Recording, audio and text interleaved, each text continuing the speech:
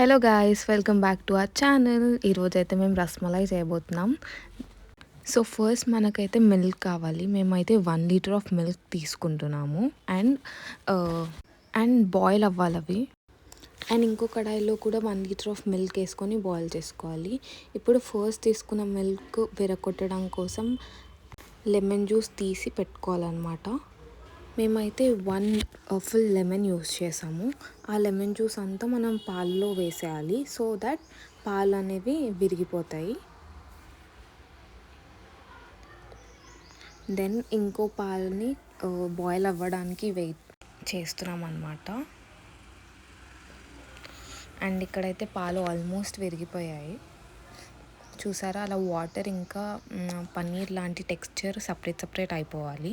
Then ఒక strainer తీసుకొని దాని మీద వైట్ క్లాత్ వేసి ఆ మిక్స్చర్ అంతా దాంట్లో వేస్తే మనకి ఆ పన్నీర్ లాంటి టెక్స్చర్ మీద ఉండిపోయి వాటర్ అంతా డ్రైన్ అవుట్ అయిపోతాయి అన్నమాట. అండ్ ఆల్సో మనం దాన్ని 2-3 టైమ్స్ క్లీన్ వాటర్తో వాష్ చేసుకోవాలి, సో దట్ ఆ లెమన్ పులుపు ఉండకుండా వెళ్ళిపోతుంది.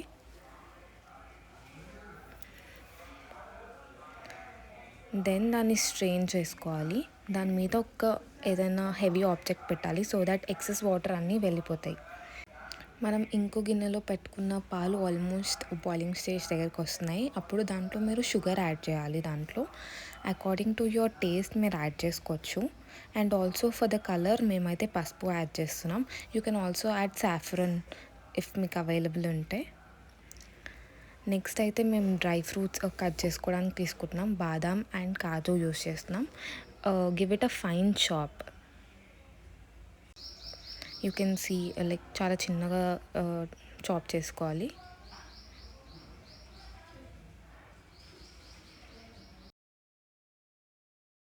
మనం బాయిలింగ్ మిల్క్లో షుగర్ ఇంకా హల్దీ యాడ్ చేసాం కదా, నెక్స్ట్ దాని కలర్ ఇలా వస్తుంది. అండ్ అందులోనే కొంచెం థిక్నెస్ కోసం మేము మిల్క్ పౌడర్ యాడ్ చేసాము, సో దాట్ అది కొంచెం థికెన్ అవుతుంది. ఇప్పుడు డ్రై ఫ్రూట్స్ యాడ్ చేసేసుకోవాలి, కట్ చేసుకొని పెట్టుకున్నవి. అండ్ అది బాయిల్ అయ్యి హాఫ్ ఆఫ్ ఇట్ అయిపోవాలన్నమాట. అంటే 1 లీటర్ తీసుకుంటే 500 ml అయిపోవాలి.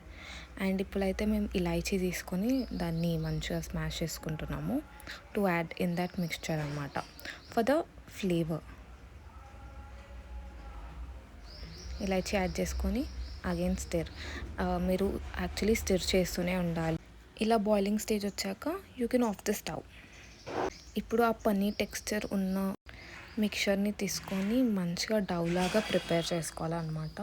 Actually it will take lot of time. బాగా నీట్ చేయాలి, సో దట్ మనకి రౌండ్ బాల్స్ వస్తాయి వితౌట్ ఎనీ క్రాక్స్.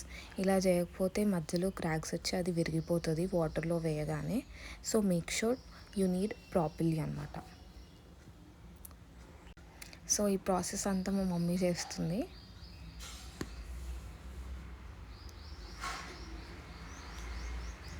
ఒకవేళ కావాలంటే you can actually add cornflour or maida. మేమైతే ఏం యాడ్ చేయట్లేము. అండ్ మీకు ఏ సైజ్ కావాలో ఆ సైజ్లో మీరు బాల్స్ చేసుకోవచ్చు.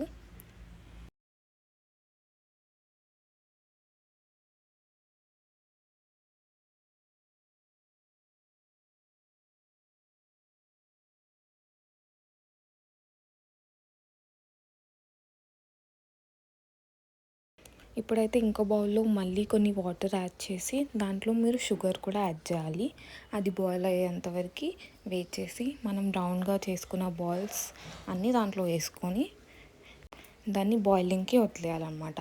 అట్లీస్ట్ ఒక 15 to 20 minutes ఆ బాల్స్ అన్నీ షుగర్ వాటర్లో బాయిల్ అవ్వాలి.